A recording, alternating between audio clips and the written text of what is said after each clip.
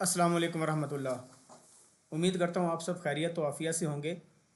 आज के इस लेक्चर के अंदर हम कवर करेंगे वर्ड प्रॉब्लम और a problem based on master slave D flip flop. Last time हमने देखा था कि हम डी फ्लिप फ्लॉप को कैसे कंस्ट्रक्ट करते हैं using master using two latches.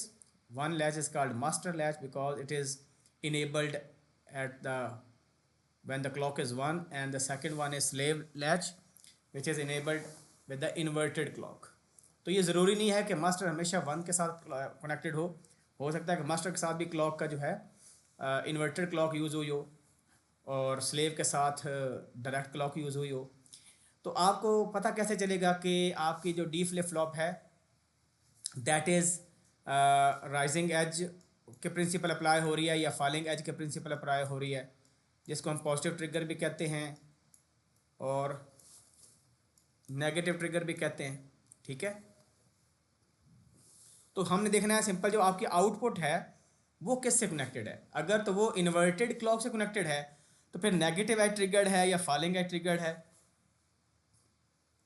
और अगर आपकी जो नेक्स्ट स्टेट है वो कनेक्टेड है डायरेक्ट के साथ तो फिर पॉजिटिव एज ट्रिगर्ड होगी। ठीक हो गया, या राइजिंग एज भी इसको कहते हैं। तो इस प्रॉब्लम में हमें एक master slave D flip flop given है जिसमें 2 डी लैचेज यूज़ हो रही हैं और एक नॉट गेट यूज़ हो रहा है। तो हमने करना क्या है, हमने इस टाइमिंग डायग्राम को कंस्ट्रक्ट करना है। हमें क्लॉक गिवन है, क्लॉक का सिग्नल गिवन है, हमें डी इनपुट जो डी लैच की इनपुट है हमें वो गिवन है, and we have two outputs. The first output is Y और सेकंड आउटपुट जो आपकी नेक्स्ट स्टेट होती है क्यू टी प्लस 1, इसकी हमने टाइमिंग डायग्राम बनानी है। अब y अगर निकालना है तो y का प्रिंसिपल बड़ा सिंपल सा है क्योंकि ये सिंपल डी लैच है। तो डी लैच का प्रिंसिपल क्या होगा, जब क्लॉक 1 होगी तो जो भी डी में वैल्यू है y पर चली जाएगी, जब क्लॉक 0 हो जाएगी तो उसको होल्ड रखेगा, यानी डी की नई वैल्यू नहीं आएगी बल्कि पिछली वैल्यू ही रहेगी आपके पास।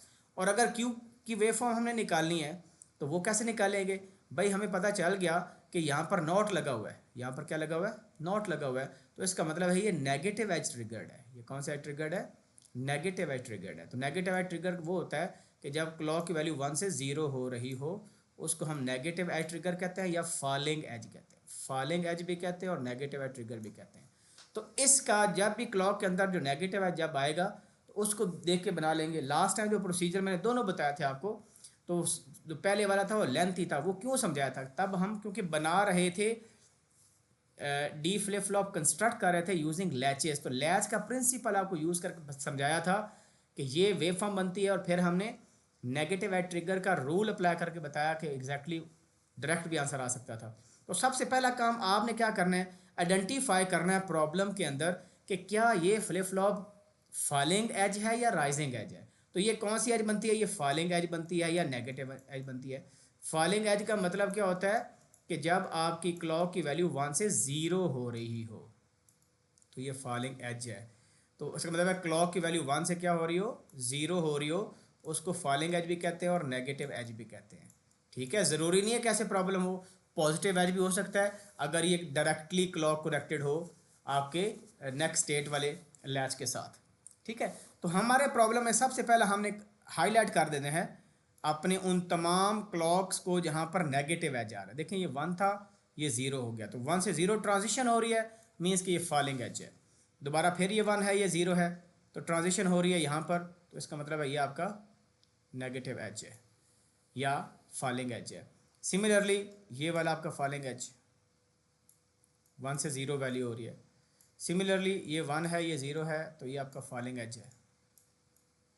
और सिमिलरली ये 1 है, ये 0 है, तो ये आपका फॉलिंग एज हो जाएगा। तो सबसे पहले इसको मार्क कर लेना है। फॉलिंग एज हम कहाँ यूज़ करेंगे, जब हम क्यू की टाइमिंग डायग्राम यानी क्यू वाली वेव फॉर्म बनाएंगे तब हमने फॉलिंग एज यूज़ करना है। और अगर वाई को कंप्यूट करना हो तो सिंपल लैच का जो प्रिंसिपल होता है कि इनेबल हाई है, जब क्लॉक हाई है तो डी पर जो वैल्यू होगी वो अपीयर हो जाएगी। चलिए जी अब हम कंप्यूट करते हैं। मैंने आपको बेसिक थ्योरी बता दी। अच्छा, यहाँ पर एक और चीज़ नोट करें कि वाई और क्यू की इनिशियल वैल्यू 0 है। This is very very important. कोई बंदा उठे और इसको 1 अज्यूम कर ले, ऐसा नहीं है। हाँ, अगर मैंशन है तो फिर तो ठीक है, अगर मैंशन नहीं है तो आप अपनी मर्जी कर सकते हैं कि आपने इसको 1 लेना है या इसको 0 लेना है। तो बेहतर ये है कि आप इसको 0 ही अज्यूम करें। ये क्या वैल्यू है, 0, और ये क्या वैल्यू है, 0। तो हम इसको इंडिपेंडेंट करते हैं। ठीक है, लास्ट टाइम जो मैंने आपको लैच के थ्रू आपको प्रोसीजर बताया था वो काफ़ी लेंथी था, उसमें हम वाई को यूज़ करते थे। अच्छा, तो अब अगर हम देखें तो हम पहले वाई को देखेंगे। तो वाई देखने के लिए सिंपल हम क्लॉक देखेंगे। यहाँ पर देखें आपकी क्लॉक ज़ीरो है, यहाँ पर क्लॉक क्या है, यहाँ पर क्लॉक ज़ीरो है, यहाँ पर डी की वैल्यू वन होगी। ठीक है, अब हमने क्लॉक को देखा, क्लॉक ज़ीरो है, तो इसका मतलब है जो डी की वैल्यू वन है इस टाइम से पहले पहले, वो आगे आएगी? बिल्कुल भी नहीं आएगी, क्योंकि क्लॉक ज़ीरो है तो ज़ीरो ही रही यहाँ तक। फिर आगे क्लॉक वन है और डी की वैल्यू भी क्या है, वन है। तो इसका मतलब है कि आपका ये ग्राफ कैसे बनेगा, ये ऐसे बनेगा। ठीक है, यहाँ तक हमने बना लिया, इसको हमने वन बना लिया। वन क्यों बनाया, क्योंकि वाई लिख रहे हैं, जब आपका क्लॉक हाई है तो आपका डी भी हाई हो गया। ठीक है, अब नेक्स्ट देखते हैं जी। नेक्स्ट आपकी क्लॉक ज़ीरो हो रही है, तो अगर क्लॉक ज़ीरो होगी तो इसका मतलब है कि आपका यहाँ पर देखें डी, यहाँ पर देखें डी की वैल्यू वन है, इस पॉइंट पर इधर वन है, राइट आफ्टर टाइम T2। इसको आप टाइम बता सकते हैं, ये ज़ीरो है, आप ऐसे मार्क कर सकते हैं, ये ज़ीरो है, ये वन है, ये टू है, ये थ्री है, ये फोर है, ऐसे करके मार्किंग भी आप कर सकते हैं। ये सेकंड है, ज़ीरो सेकंड, वन सेकंड, या वन से स्टार्ट कर लें वो भी ठीक है।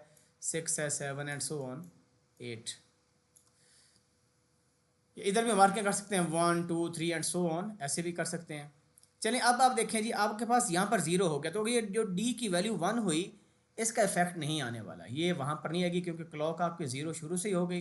डी की वैल्यू वन है या ज़ीरो, डजेंट मैटर, जो पिछली वैल्यू आ रही है आपने उसको रिटेन करना है।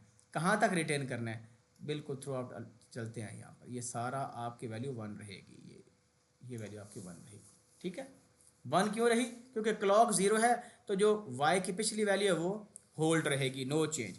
अब क्लॉक वन है आपकी और आपके पास डी भी वन है, तो सिंपल क्या होगा, दोबारा वन आएगा, तो ये वन इसी तरह आ गया आपके पास। अब यहाँ पर क्लॉक क्या है, क्लॉक ज़ीरो है और डी की वैल्यू वन है, तो इसका क्या मतलब है कि डी की जो नई वैल्यू है वो अपीयर नहीं होगी, पिछली रहेगी, और पिछली हमारे पास ऑलरेडी वन है, तो वन को चलाते हैं इसी तरह। ठीक है, अब यहाँ पर देखिए क्लॉक आपकी हाई है और डी की वैल्यू हाई है, तो आपने यहाँ तक हाई रखा इसको। अब क्लॉक हाई होते ही डी लो हो गया, तो इसका मतलब है डी को लो कर दें, ये डी आपका लो हो गया। ठीक है, अब आगे देखें, क्लॉक की वैल्यू ज़ीरो है, तो अगर क्लॉक की वैल्यू ज़ीरो होती है तो डी को देखते नहीं है, पिछली वैल्यू को मूव करते हैं उसी तरह आगे यहाँ तक। बल्कि यहाँ तक क्लॉक ज़ीरो है, तो अगर ये वैल्यू वन हो भी गई है तो it doesn't matter, because clock is zero. So इसको यहाँ तक ले आए आप, यहाँ तक। क्लॉक हाई है, डी की वैल्यू हाई है, तो इसको हाई करें, तो आपके पास ये हाई हो गया। ठीक है, कहाँ तक हाई रहेगा, अब देखें यहाँ पर क्लॉक ज़ीरो होगी लेकिन डी हाई है, तो डी हाई है या नहीं, हमने इस डी को आगे मूव करना है टिल यहाँ तक। अब देखें क्लॉक हाई है और डी की वैल्यू यहाँ पर क्या है, ज़ीरो है, राइट आफ्टर दिस। तो आपने क्या करना है, आपने क्लॉक हाई है, डी की वैल्यू ज़ीरो है, तो ये डी, ये वाई जो है इसको मूव करेंगे ऐसे करके यहाँ तक। ठीक है, फिर आगे यहाँ पर डी हाई हो रहा है, क्लॉक थ्रू आउट हाई है, तो ये इसी तरह इसको फॉलो करेगा। और फिर क्या होगा, क्लॉक हाई है, डी हाई है, तो ये हाई आपके आउटपुट पर अपीयर हो जाएगा। आगे क्लॉक लो है, तो ये आपके आउटपुट इस तरह। तो ये आपने बना दिया वाई की output. Just apply the principle of D latch, तो वो अप्लाई करके आपने वेवफॉर्म बना दी। अब हम क्यू बनाते हैं, तो क्यू के लिए मैंने आपको क्या बोला कि जो क्लॉक का नेगेटिव है यहाँ पर हमने देखना है बस। ठीक है, अब अगर सबसे पहले आप देखें यहाँ पर पहला फॉलिंग एज आया, इस जगह पर मैं सर्कल करता जाता हूँ ताकि आपको पता चल जाए, ये पहला फॉलिंग एज आया। ठीक है, पहले फॉलिंग एज से पहले डी की क्या वैल्यू है, डी की वैल्यू हाई है, डी की वैल्यू हाई है। तो अब एक चीज़ नोट करनी है, जो ही फॉलिंग एज नहीं आया अगर, तो आपका क्यू वही रहेगा, ये चेंज नहीं होना। आपका ये क्यू अगर ज़ीरो है तो ज़ीरो ही रहेगा, चेंज नहीं होगा। जैसे ही फॉलिंग एज आया तो डी की पिछली वैल्यू देखी जाएगी। भाई डी की पिछली वैल्यू तो वन है, डी की पिछली वैल्यू क्या है, वन। तो जो ही फॉलिंग एज जाएगा डी की वैल्यू देखी जाएगी, पिछली वो क्या थी, वो वन थी, तो डी को वन कर दिया जाएगा। ये डी को वन कर दिया हमने। डी कब तक वन रहेगा, जब तक कि अगला फॉलिंग एज नहीं आएगा, तब तक डी आपका 1 रहेगा। This is very very important. तो ये आपका डी हमने यहाँ तक क्या कर दिया, 1 कर दिया। ये 1 है, वो 0 है। ठीक हो गया। अच्छा, अब आपका फॉलिंग एज आ गया। अब इस फॉलिंग एज पर डी की वैल्यू फिर चेक करें। फॉलिंग एज आने से पहले डी की वैल्यू क्या है, 1 है। तो continue it till the next falling edge. अब ये फॉलिंग एज आया, तो अब फॉलिंग एज आया तो डी की पिछली वैल्यू देखनी क्या है भाई। डी की पिछली वैल्यू इस फॉलिंग एज से पहले 0 है। तो इस वजह से आपने इसको क्या कर देना है, आपने इसको 0 कर देना है। कब तक करना है, जब तक अगला फॉलिंग एज नहीं आएगा। अगला फॉलिंग एज ये आ गया। इस फॉलिंग एज से पहले डी की वैल्यू देखिए क्या है जी, 1 है। तो जब ही फॉलिंग एज आएगा तो आप उसके बाद इसको 1 कर देंगे। कहाँ तक ले जाएंगे, टिल द नेक्स्ट दिस 1। अब इसको देखें तो यहाँ फॉलिंग एज आने से पहले डी की वैल्यू 1 है, तो डी की वैल्यू 1 ही रहेगी। तो ये आपका प्रॉब्लम हो गया। ये वैल्यू 1 है, ये वैल्यू भी 1 है। तो ये देखें, इस तरह आपने सॉल्व करना है टाइमिंग डायग्राम का क्वेश्चन। वाई को देखना है तो आपने सिंपल फर्स्ट जो लैच है उस पर डी लैच का प्रिंसिपल अप्लाई करना है, वाई आ जाएगा। और अगर क्यू ये निकालना है तो आपने देखना है कि भाई वो उसका इनेबल किस से कनेक्टेड है। अगर वो नॉट के साथ कनेक्टेड है या बबल के साथ कनेक्टेड है तो इसका मतलब है फॉलिंग एज या नेगेटिव एज। ठीक है, ट्रिगर्ड आपका वो डी फ्लिप फ्लॉप होगा। और अगर ये डायरेक्ट कनेक्टेड है क्लॉक के साथ तो फिर पॉजिटिव। पॉजिटिव ये वाले होते हैं, ये वाला जो मैंने जिन पर एरो नहीं बनाया वो पॉजिटिव हैं। तो जो ही पॉजिटिव आएगा साइकिल तो फिर आप उस हिसाब से अप्लाई कीजिएगा। तो अगर समझ आपको ना आया हो तो you are most welcome to ask any question.